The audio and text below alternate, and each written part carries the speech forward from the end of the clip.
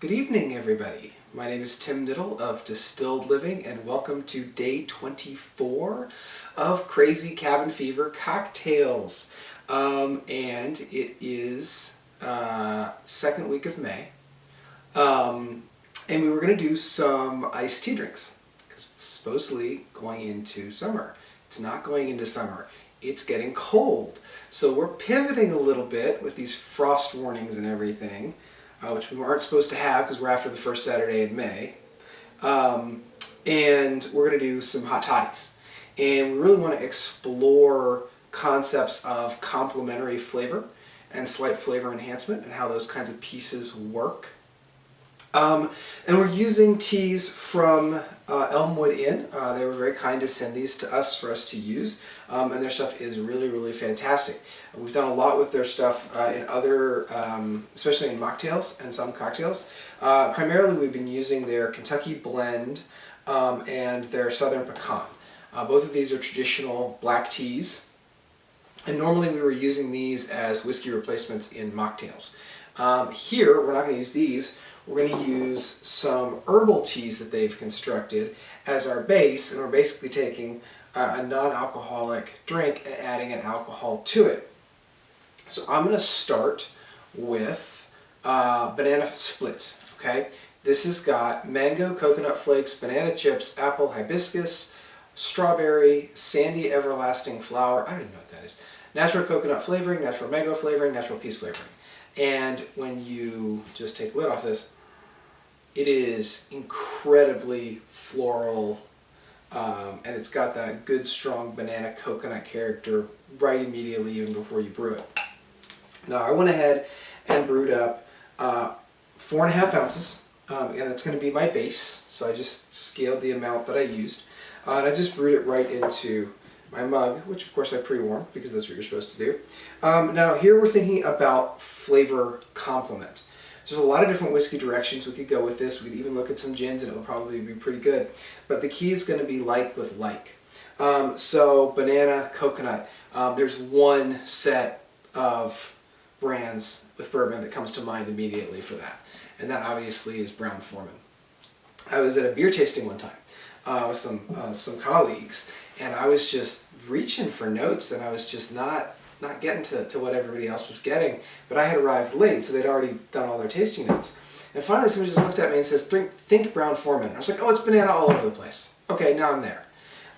So we reached into our cabinet, got some Old Forester Signature. It was a little bit sweet. This is 100 proof. This is primarily around 5 to 6 year old barrels with some older ones thrown in there to give it a little bit more depth. It's one of my favorite, especially under $25 bottles. And banana coconut is going to be very pronounced in this. It's going to be very pronounced in that. This is going to be our complements of flavors. So I'm going to use 1.5 ounces to my 4.5 ounces here. I could scale this up. My mug isn't big enough to go any bigger than that.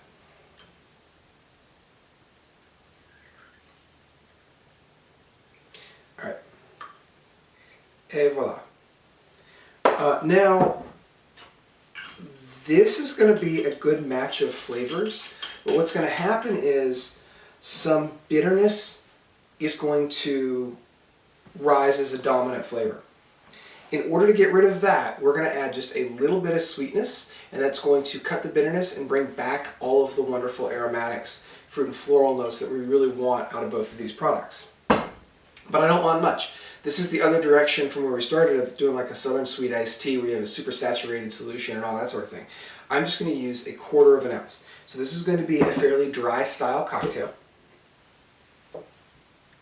And it's going to, but the sugar there is just to enhance the other flavors. Isn't that a pretty color too? It's so distinctive. It's not a color we get naturally in cocktails very often. So on the nose, it's banana, coconut, berry. It's exactly what you'd expect. There's a little bit of whiskey, a little bit of sweet bourbon underneath. That's really good. It's just, the flavors work together and it's delicious. So that's the first one. Okay, so that's the first set of flavors. And with the second one, it's the same philosophy where we're starting with the tea and we're trying to pick our whiskey, our spirit addition based upon that. So Blueberry Infusion. This one has dried blueberries, apples, currants, raisins, hibiscus, elderberries, and cornflower petals. And you check out that color, like that is a really dark reddish, purplish kind of color. I'm not a graphic designer, but that's what I'm going with. I spilled a little bit actually earlier, so it's a little bit wet there. And this one actually you smell it from about here. It's got so much floral berry intensity going on with it. It's just, there really were very, very few bourbons that were going to match this particular flavor profile. And you know, the first one that comes to mind obviously is Four Roses, with the most perfumey, kind of floral character. There's a couple others that occasionally get to a blueberry note. I've had it in some Buffalo Trace single barrels occasionally. And the Blue Corn Bourbon from Bluegrass Distillers will have that kind of a flavor profile in it as well. I didn't have either of those, but I did have the Four Roses, because of course I have Four Roses. So same thing. I have brewed up my 4.5 ounces, and I'm going to do 1.5 ounces here.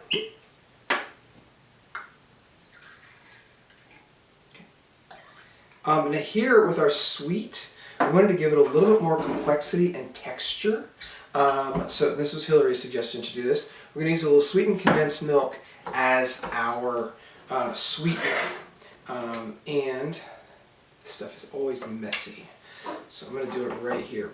I'm going to go up to 1/2 ounce, right? The last one, because I was using concentrated sugar with a simple syrup, I just used 1/4 ounce. Here I'm going to use 1/2 ounce.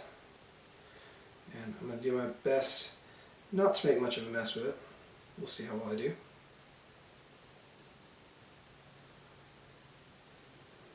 So 2 spoonfuls gets me there.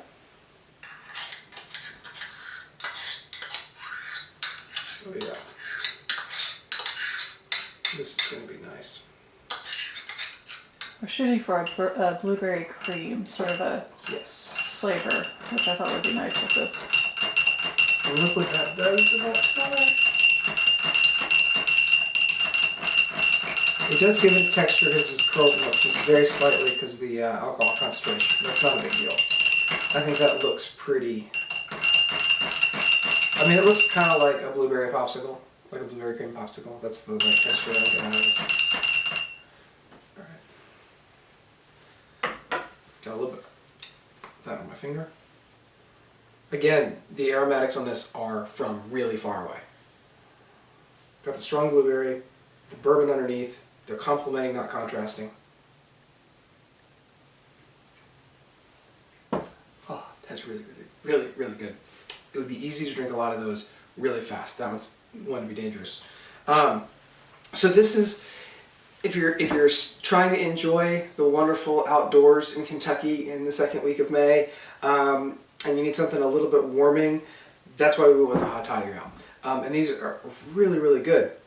So again, the basic concept is we're looking at the flavor profiles of our teas first, finding a bourbon that matches those flavor profiles so they're complementary, so they're not conflicting, and then we need a heightening element to make sure that you bring it all together and you don't have anything muddled out. So we got just our simple syrup here, 1/4 ounce there, and we use the sweetened condensed milk in this one to give it a richer mouth feel, just to kind of give it do the blueberries and cream kind of thing. And obviously, since we started with a non-alcoholic base, if you want to do a mocktail, that's just leave out the alcohol. That'll get you there. So thank you all for watching again with us for day 24. Maybe we'll be back to our original concepts for next week, or if you've got some ideas, send them our way. We'll try to incorporate them in. Cheers. Good night, everybody.